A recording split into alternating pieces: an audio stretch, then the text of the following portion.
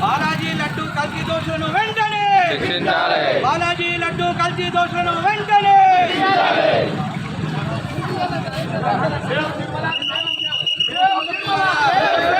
Save Tirumala save Tirumala Tirumala పవిత్రతను తిరుమల పవిత్రతను కాపాడాలి తిరుమల పవిత్రతను కాపాడాలి తిరుమల పవిత్రతను కాపాడాలి తిరుమల పవిత్రతను దేవాలయాలలో అన్య మతస్థులను వెంటనే తొలగించాలి దేవాలయాలలో అన్య మతస్థులను వెంటనే తొలగించాలి అన్య మతస్థులను దేవాలయాలలో వెంటనే భారత్ మాతాకి అందరికీ జై శ్రీరామ్.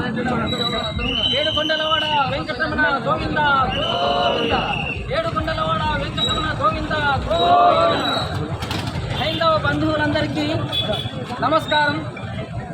ప్రపంచ ప్రసిద్ధిగాంచినటువంటి తిరుమల తిరుపతి దేవస్థానం అనేటువంటిది ఆ యొక్క లడ్డు అపవిత్రమైందనేటువంటి వార్త విని యావత్ హిందూ సమాజం అంతా బాధతో అయితే కేవలము భారతదేశంలో ఉన్న హిందువులే కాదు, ప్రపంచంలో ఉన్నటువంటి హిందూ సమాజం అంతా కూడా చాలా బాధపడుతుంది.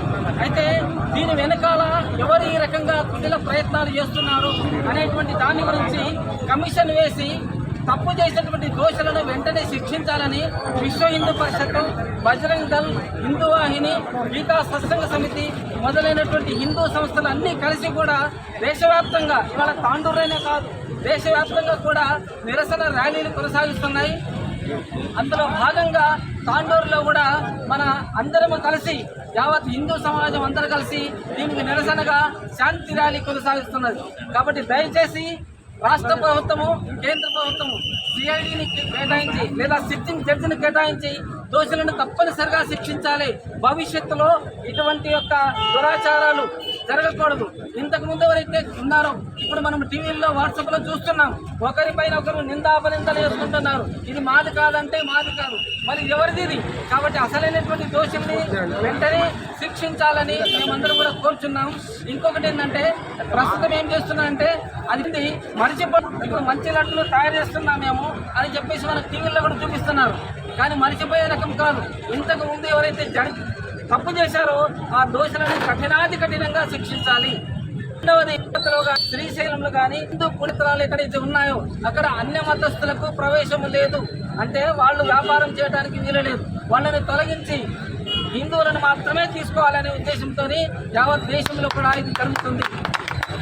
రెండవది ఈరోజు తిరుపతిలో కూడా స్వామిందరూ కలిసి పెద్ద ఎత్తున ధర్నా చేస్తున్నారు. మన దగ్గర ఉన్నటువంటి తెలంగాణ సాధు పరిషత్ అధ్యక్షుడు శంకరస్వామి గారు మిగతా ఒక 20 మంది స్వామీజీలందరూ కలిసి అక్కడికి వెళ్ళారు. ఈరోజు ఈ తిరుపతిలో పెద్ద ఎత్తున ధర్నా ఉంది. అయితే ఈ యొక్క ధర్నా కార్యక్రమాన్ని కొద్ది రోజుల తర్వాత చేసుకుందాం అనుకున్నాం. కానీ వేడి తక్కువైతుందనే ఉద్దేశంతో తొందరగా ఈరోజు మనం నిరసన ర్యాలీలో పాల్గొంటున్నాం. కాబట్టి మీరందరూ సహకరించినందుకు పేర్కొన్న అందరూ కూడా ధన్యవాదాలు. కాపాడాలి తిరుమల పవిత్ర